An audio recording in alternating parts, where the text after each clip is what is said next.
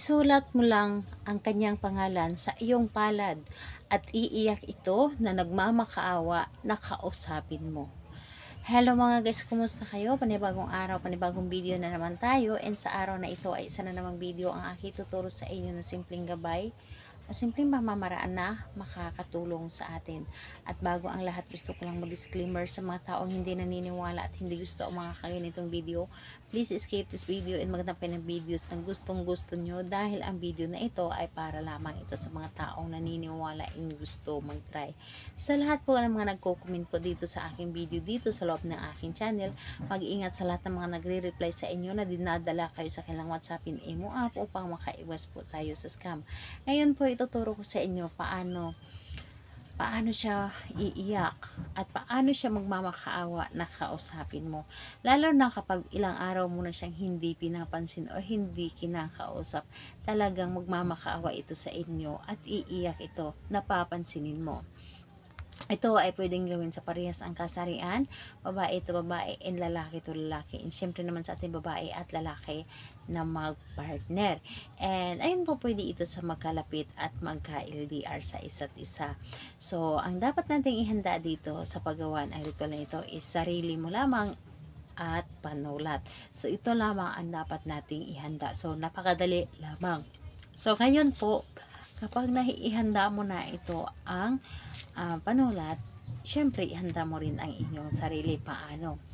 I-claim mo lamang sa iyong sarili na gustong gusto mo itong gawin. I-claim mo na ito ay makakatulong sa inyo and dapat buo ang inyong loob, tiwala at paniniwala sa paggawa nito para mapagana mo ang isang ritual. Dahil sa lagi kong sinasabi na kapag ikaw ay gumagawa ng isang ritual na hindi ka naman nagtiwala or hindi ka naniniwala, malabo mo ito mapapagana. So, ayun po. Kapag ready ka na, pwede mo na itong umpisahan. So, ang gagawin mo lamang dito, napakadali lamang. Dito sa iyong palad, pwede kahit saang parte ng palad, pwedeng sa kanan, pwedeng sa kaliwa, basta ito ay palad. So, isusulat mo lamang sa iyong palad ng isang bisis yung kanyang pangalan. So, ngayon po, kapag naisulat mo na ito ng isang bisis, ang gagawin po ninyo, kumuha ka ng iyong pawis. So, kailangan pinagpawisan ka or meron kang pawis sa iyong katawan. Kung wala ka namang pawis, pwede yung laway mo. Pero mas maganda na pawis. Pero okay din naman yung laway. So, ang gagawin po ninyo, kapag ito ay pinagpawisan ka na or sumulat ka ng pangalan niya dito, kumuha ka ng inyong pawis at ipahi dito sa iyong palad na sinulatan mo ng kanyang pangalan. Ngayon po, kapag naisulat mo na dito sa iyong palad at pinahiran mo na ng pawis mo, i-close mo lamang ang iyong palad at ibulong mo dito. So, ano nga ba ang ibulong natin dito? Sabihin mo dito, pangalan, apelyido ng 3 beses at isunod mo na magmamakaawa ka at iiyak ka na kausapin kita.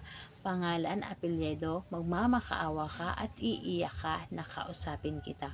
3 ulit mo po yan nasambitin. Sabihin mo or ibulong mo dito sa iyong palad. And ayun, pagkatapos nun, i-open mo na ang iyong palad and hayaan mo na gumana ito. And dapat positive kang tao at wag mong hayaan na magiging negative ka. Dapat positive ang nasa puso mo. So, ayun po, kailan ito pwedeng gawin? Napakaganda po dahil sa kahit anong araw po at oras, pwede mo itong gawin. Basta, importante na ikaw lamang mag-isa na gumawa nito at walang makakadistract sa'yo at hindi mo rin ito ipapaalam sa kahit kanino ang inyong ginawa. Dahil sa isang ritual secreto, malupit lamang ito at ikaw lamang dapat ang nakakaalam nito. So, ayun po, salamat po sa inyo. Bye-bye everyone. God bless us all.